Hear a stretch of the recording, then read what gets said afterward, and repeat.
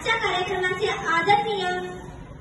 कार्यक्रमाचे सन्माननीय पाहुणे, आदरणीय प्राचार्य व सर्व शिक्षक आणि विद्यार्थी मित्रांनो, माझे नाव लक्ष्मी गौडाळ. आज मी आपला निरोप देण्यासाठी उभा आहे.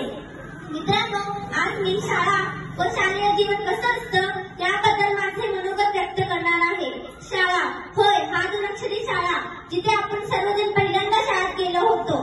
तिथे जेव्हा पण आपल्या डोळ्यात अश्रू होते, आजही आपला कंठ दाटून आला आहे, त्याला कारण देखील शाळाच आहे. कारण आजपर्यंतच्या आठवणी आम्ही या शाळेत साठवून ठेवल्या आहे.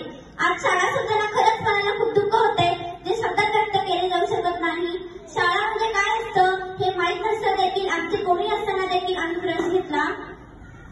असे स्वप्नात सुद्धा वाटले नव्हते की येथे भरपूर काही शिकायला मिळेल, भरपूर काही गमती करायला मिळेल.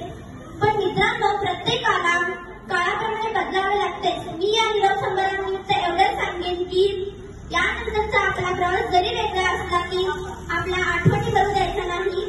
जर ते सदैव आपल्या प्रत्येकाच्या हृदयात जिवंत ठेवायचा.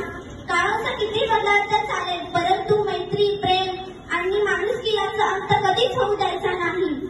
आपल्या गमती मित्रांची साथ संगत, शिक्षकांचे मार्गदर्शन हे कायम हृदयात कोरलं जाईल. मैत्रिणींनो, विसरू नका तुमच्या मैत्रिणीला एवढीच इच्छा. मैत्रिणींनो, विसरू नका तुमच्या मैत्रिणीला एवढीच इच्छा.